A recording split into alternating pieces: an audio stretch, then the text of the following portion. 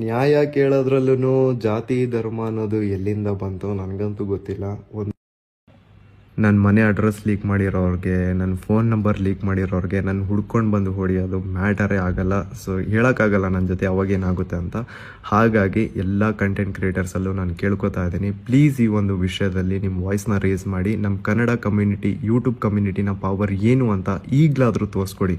ದಯವಿಟ್ಟು ಎಲ್ಲರೂ ಒಂದಾಗಿ ಅಂತ ಕೇಳ್ಕೊತೇನೆ. ಆ್ಯಂಡ್ ಈ ಗೌಡ್ರ ಕುಟುಂಬಕ್ಕೆ ಸಪೋರ್ಟ್ ಮಾಡುವಂತಹ ಟ್ರೋಲ್ ಪೇಜಸ್ ಅವರು ಏನು ಹೇಳ್ತಿದ್ದಾರೆ ಅಂತಂದರೆ, ನಾನು 35 ಲಕ್ಷ ಲಂಚ ಇಸ್ಕೊಂಡು ಈ ಸೌಜನ್ಯ ಕೇಸ್ ಬಗ್ಗೆ ವಿಡಿಯೋ ಮಾಡಿದ್ದಂತೆ. ನಾಚಿಕೆ ಆಗ್ಬೇಕಲೇ ನಿಮಗೆಲ್ಲ, ಏನಂತ ಯೋಚನೆ ಮಾಡ್ತಿರೋ? ನಾನು ಎಡಿಟರಿಗೆ ಪೇ ಮಾಡೋದಕ್ಕೆ ನನ್ನ ಹತ್ರ ದುಡ್ಡಿಲ್ಲ, ನಾನು 35 ಲ್ಯಾಕ್. ನಾಚಿಕೆ ಆಗ್ಬೇಕು ನಿಮಗೆ.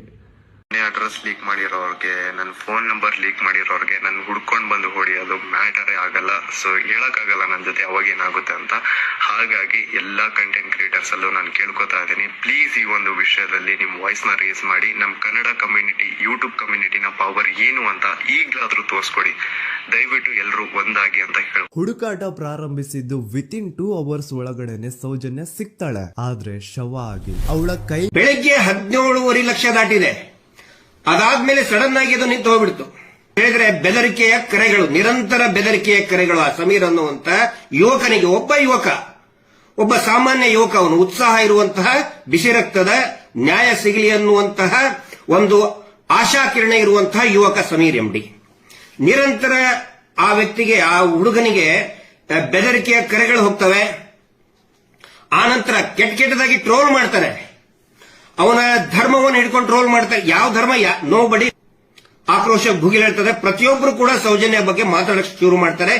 ಈ ನೋಡಿದ್ದೆ 40 ಲಕ್ಷ, ಅಂದ್ರೆ 40 ಲಕ್ಷ ವ್ಯೂಸ್. 24 ಗಂಟೆಗಳಲ್ಲಿ 32 ಲಕ್ಷ ವ್ಯೂ ಆಗಿದೆ.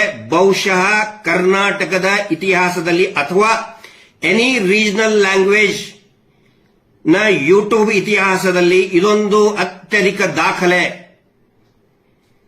ಒಂದು ಕ್ರೈಮ್ ರಿಪೋರ್ಟ್